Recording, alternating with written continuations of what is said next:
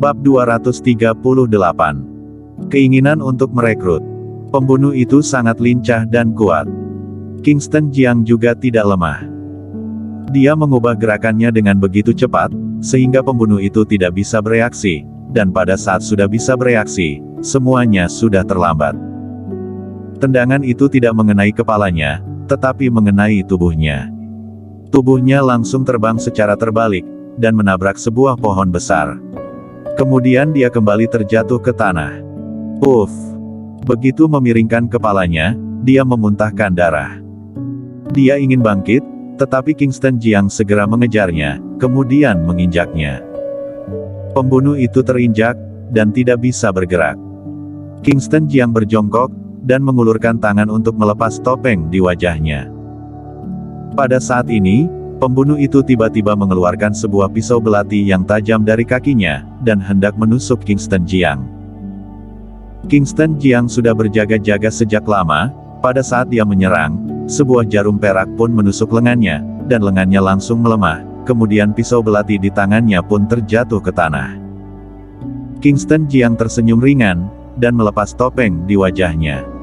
Ternyata benar seorang wanita.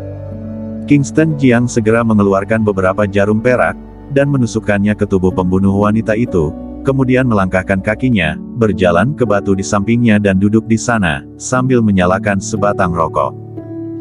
Pembunuh wanita itu merasa lemah, tetapi dia masih bisa berdiri. Dia berdiri dengan susah payah, kemudian duduk di tanah sambil bersandar di pohon besar.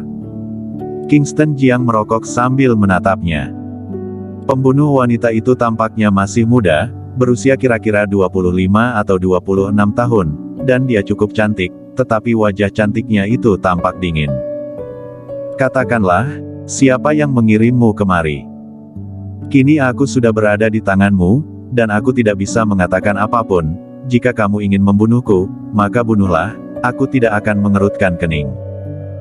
Suara pembunuh wanita itu dingin, bagaikan sebuah gunung es. Tidak ingin mengatakannya. Kingston Jiang tersenyum ringan, kemudian mengambil sehelai daun di tanah, dan membuangnya. Daun itu terbang, dan mendarat di titik akupuntur di tubuh pembunuh wanita itu. Ah! Dia langsung terjatuh ke tanah, dan menjerit dengan menyedihkan. Dia merasakan sakit yang luar biasa di titik akupunturnya, seolah-olah dia dipukul dengan kuat. Orang ini adalah pembunuh yang terlatih. Setelah menjerit, dia mencoba untuk menahan diri, sambil menggertakkan giginya, dan menanggung rasa sakit yang luar biasa. Melihat adegan ini, Kingston Jiang mengerutkan kening. Dia mengerti rasa sakit ini, dia sulit untuk percaya bahwa seorang wanita bisa menanggung rasa sakit ini. Dia berjalan mendekat, dan mengeluarkan jarum perak dari tubuh pembunuh wanita itu. Rasa sakit di tubuh pembunuh wanita itu pun perlahan berkurang. Kingston Jiang kembali duduk di atas batu. Tampaknya pembunuh wanita itu tidak terpengaruh oleh kekerasan, jadi dia harus menggunakan cara yang lebih halus. Karena kamu datang untuk membunuhku, kamu pasti tahu tentang identitasku, dan seharusnya kamu juga tahu bahwa peluangmu untuk menang tidaklah besar. Kamu juga tahu apa akibatnya jika kamu gagal membunuhku. Pembunuh wanita itu sudah bangkit, dan bersandar di pohon, sambil menatap Kingston Jiang. Dia masih mencari kesempatan, menunggu Kingston Jiang lengah, dan memberikan serangan yang fatal. Tatapan matanya telah mengkhianatinya. Kingston Jiang berkata dengan santai, "Jangan memikirkan hal-hal yang tidak berguna. Kamu tidak bisa membunuhku, tetapi aku bisa membiarkanmu hidup. Jawablah pertanyaanku. Jika jawabanmu memuaskan, aku berjanji untuk tidak membunuhmu." Heh. Pembunuh wanita itu tertawa. "Jika aku berani datang untuk membunuhmu, itu berarti aku sudah siap untuk mati. Lagi pula pekerjaan kami ini memang adalah pekerjaan yang berbahaya, dan bisa mati kapan saja. Aku sudah tidak peduli dengan hidup dan mati." Hal ini belum tentu. Kingston Jiang tersenyum ringan dan berkata, "Kamu datang untuk membunuhku, pasti demi uang, karena sudah tidak peduli dengan hidup dan mati, maka kamu menganggap uang lebih penting daripada hidup, dan jika kamu mati, apa gunanya memiliki banyak uang? Katakanlah, dibayar berapakah kamu? Aku akan membayarmu 2 kali lebih banyak dari itu." Jika kamu ingin membunuhku, lakukan saja. Kingston Jiang mengerutkan kening. Pembunuh wanita ini benar-benar menyulitkan. Sulit untuk dipengaruhi. Dia berpikir sejenak, dan segera berjalan mendekat, kemudian menyobek pakaiannya, dan tersenyum jahat. Pegunungan yang dalam dan hutan tua adalah tempat untuk bersenang-senang. Kamu adalah wanita cantik, sangat disayangkan jika mati begitu saja. Sebelum membunuhmu, biarkan aku menikmatinya dulu. Pembunuh wanita itu memejamkan matanya. Dia tidak melawan. Karena dia tahu bahwa dia tidak bisa melawan. Kingston Jiang mengulurkan tangan dan menyentuh tubuhnya. Dia tidak bergerak, bagaikan ikan mati. Kingston Jiang bergumam di dalam hatinya, siapakah yang melatih pembunuh semacam ini, begitu sulit untuk mendapatkan informasi darinya. Dia hanya ingin menakuti pembunuh wanita itu, dan tidak berniat untuk melakukan apapun padanya. Dia berhenti, kemudian duduk di samping, sambil merokok. Pembunuh wanita itu membuka matanya sedikit, dan menatap Kingston Jiang yang tampak murung sambil duduk di sana. Apakah orang ini adalah naga hitam? Rumor mengatakan bahwa naga hitam adalah pembunuh yang kejam, tampaknya rumor itu keliru. Pergilah. Kingston Jiang meliriknya, kemudian melambaikan tangannya dengan tidak berdaya. Pembunuh wanita itu tertegun. Apakah Kingston Jiang akan membiarkannya pergi begitu saja? Sebelum datang, dia tahu bahwa akibat dari kegagalannya hanya ada satu, yaitu kematian.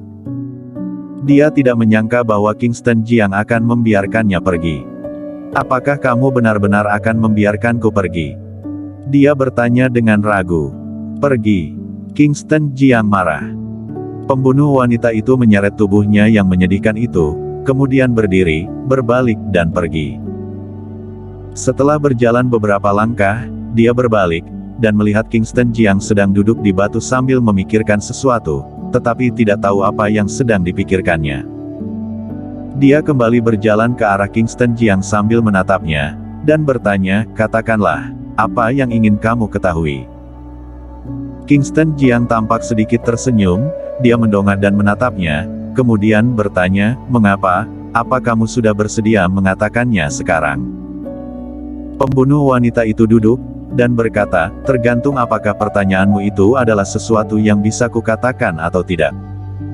Kingston Jiang bertanya, siapa yang ingin membunuhku? Pembunuh wanita itu menggelengkan kepalanya, dan berkata, aku tidak tahu. Jika tidak tahu, mengapa kamu datang untuk membunuhku? Pembunuh wanita itu menjawab, aku menerima misi ini dari sebuah situs gelap. Saat ini situs gelap di seluruh dunia menawarkan misi untuk membunuhmu, dan hadiahnya mencapai puluhan miliar. Kingston Jiang menyentuh hidungnya.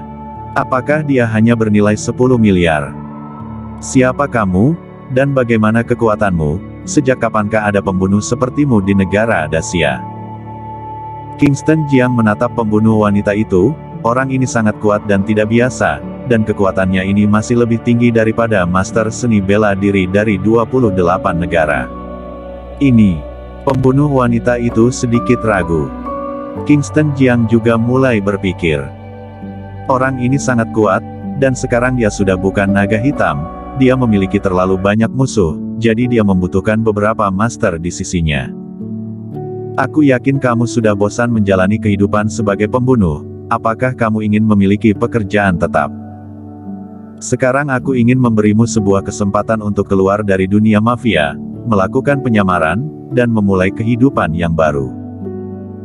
Terima kasih atas belas kasihanmu, aku sudah mengatakan apa yang seharusnya kukatakan, jadi berhati-hatilah, sebelum pergi, aku ingin mengingatkanmu, bahwa setelah ini ada banyak pembunuh yang akan berdatangan.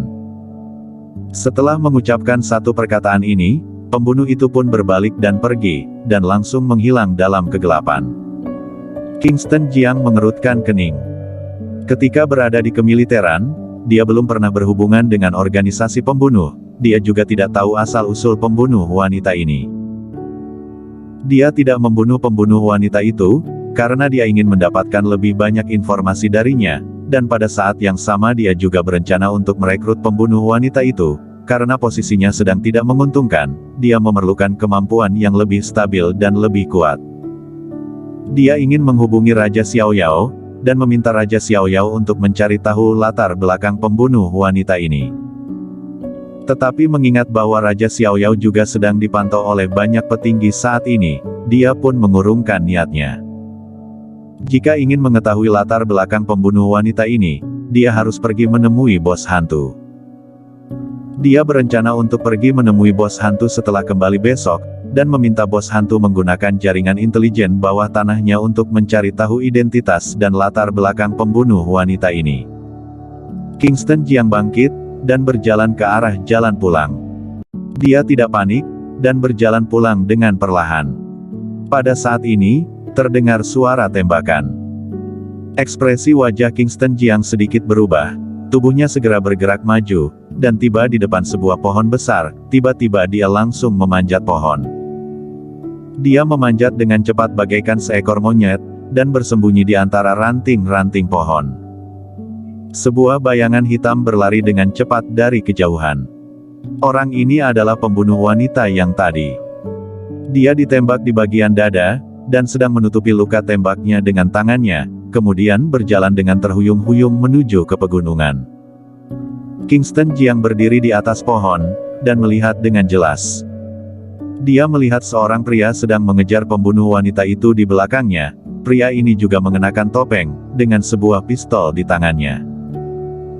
Ketika tiba di sini, dia tampak lebih berhati-hati, sambil melihat sekeliling, dan berteriak, "Neri, kamu harus tahu akibat dari misi yang gagal. Jika misi gagal, maka kamu harus mati. Ini adalah peraturan organisasi.